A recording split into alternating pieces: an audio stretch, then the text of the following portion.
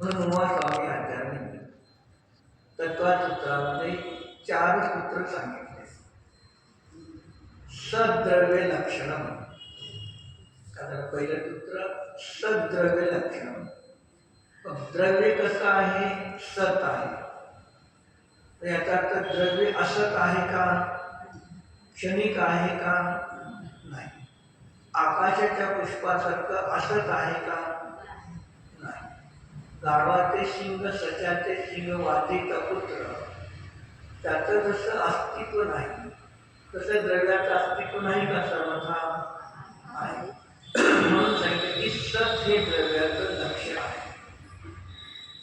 मग शिष्य म्हणतो सत हे जर द्रव्याचं लक्षण केलं, सर्वता सत हे जर द्रव्याचं लक्षण केलं, मग दुसरं काही लक्षण आहे का? दुसरं काय सांगितलं? गुण पर्यायवर द्रव्य.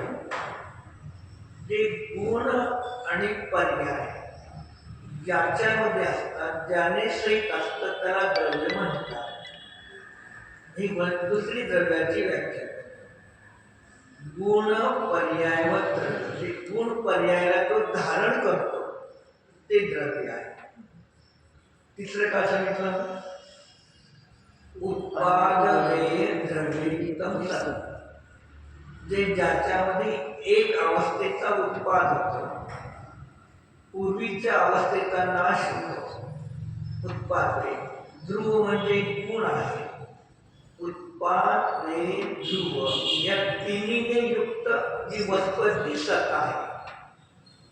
म्हणजे यात कारण उत्पाद वे होत असताना द्रव्याने गुण तेच असतात नित्य. जी पर्याय बदलले म्हणून द्रव्य सर्वथा नष्ट झालं नाही. तो कसा आहे? बौद्ध क्षणिकवादी आहे. बौद्ध मत शून्यवादी, चारवाद हे सगळे समानच आहे. फक्त प्रत्येकाची व्याख्या वेगळी आहे.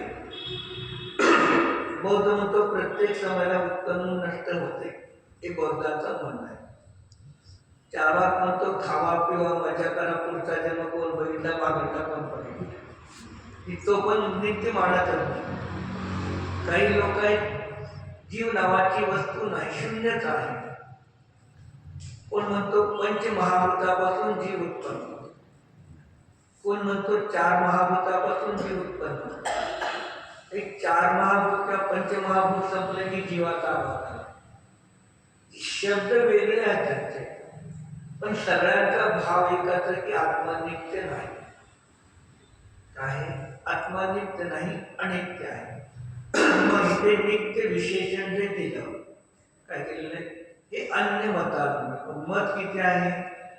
मुख्य रूपाने षड दर्शन आहे. मुख्य रूपाने षड दर्शन आहे.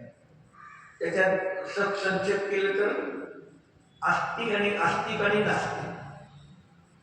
जे आत्म्याला मानत नाही ते सगळे नास्तिक, आणि जे आत्म्याला मानतात ते आस्तिक.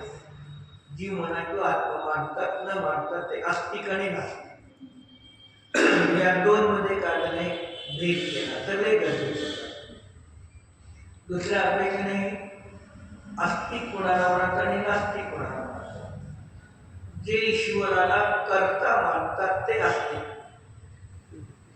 आणि जे ईश्वराला कर्ता मानत